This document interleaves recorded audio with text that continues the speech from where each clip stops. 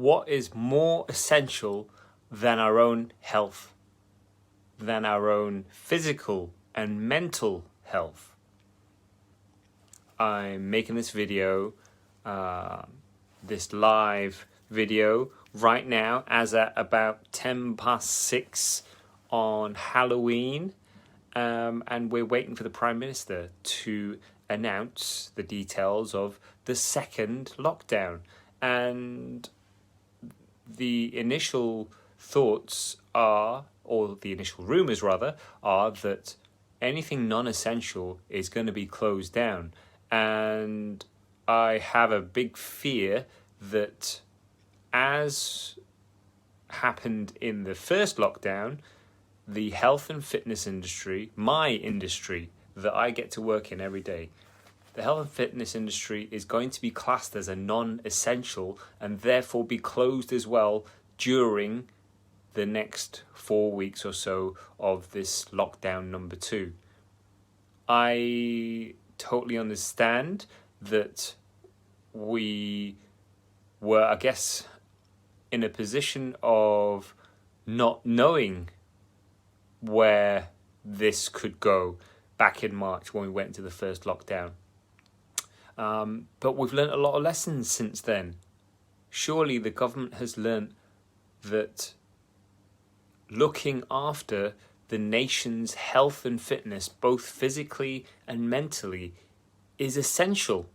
Like, yes, we've had schools closed so that people's education has been affected.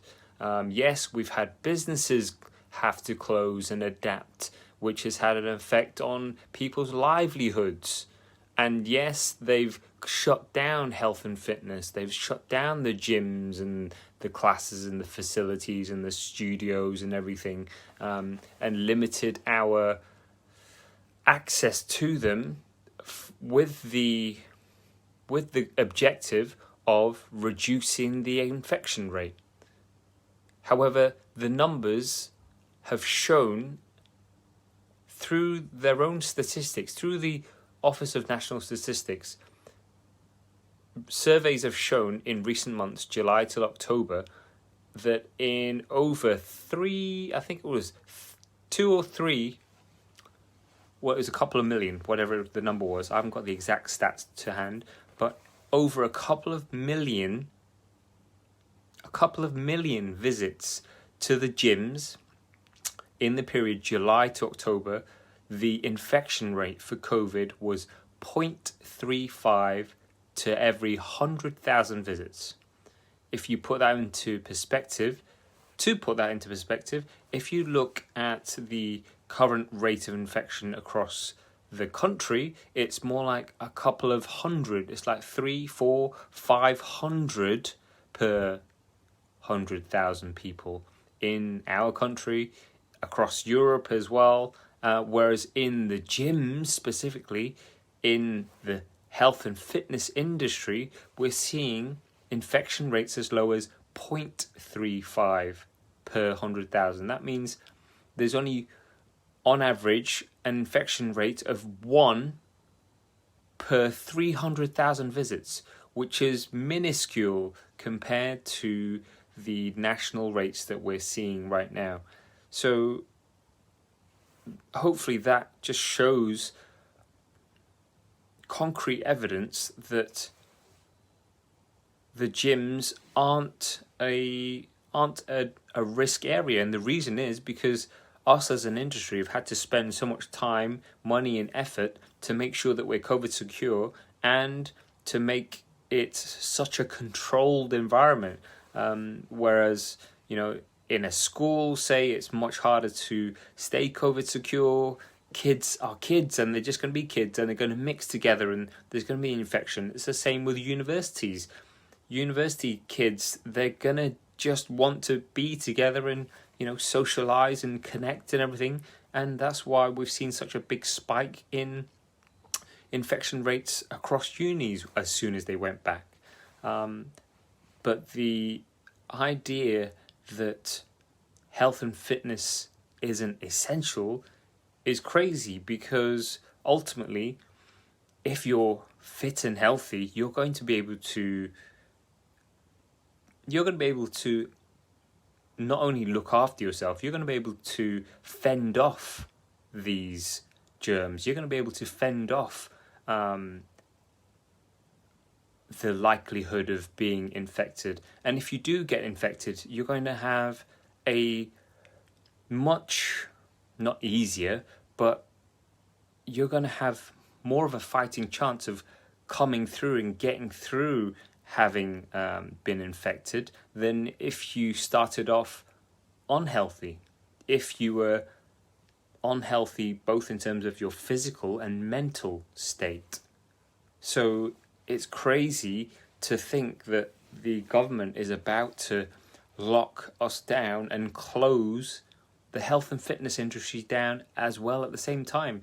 Like, it's kind of it's kind of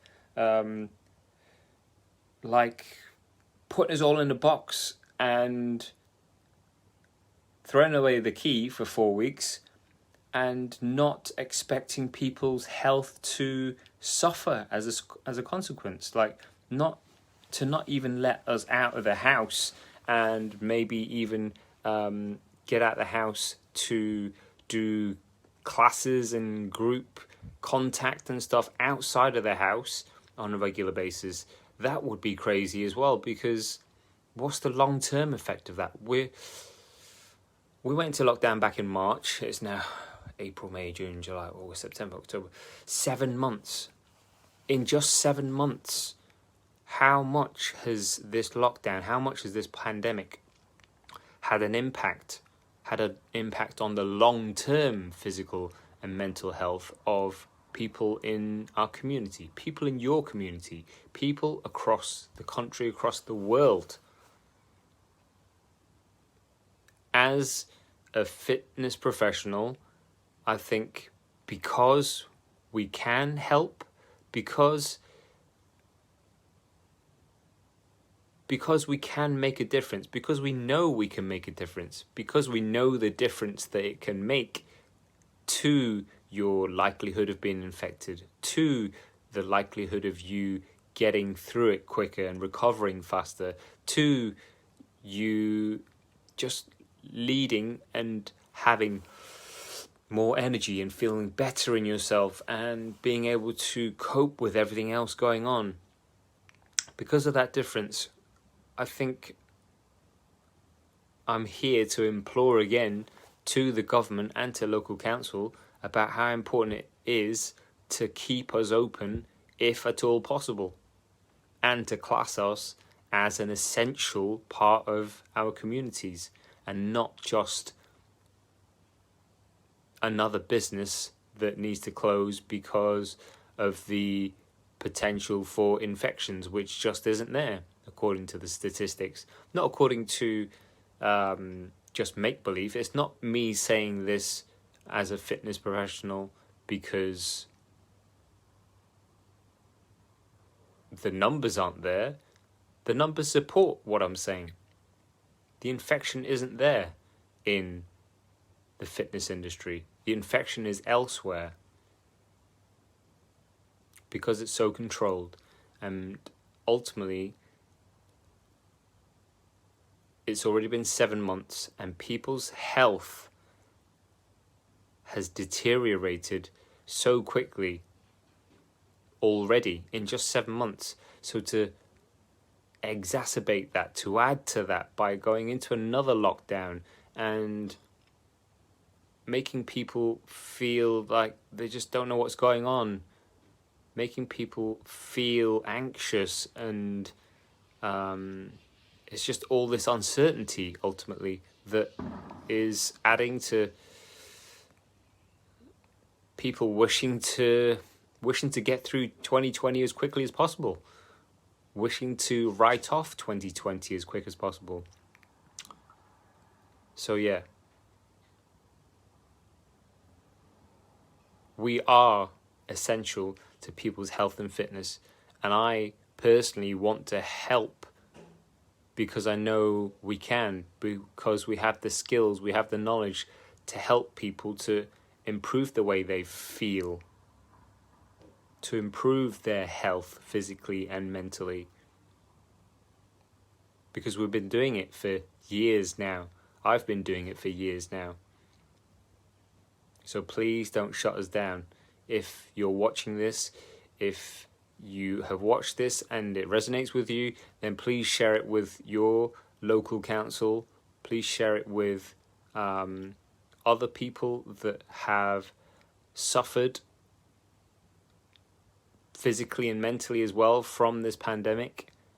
Share the funk out of this video, because I think we're essential and we need to stay open if at all possible. But let's see what Boris says in the next hour or so. Fingers crossed.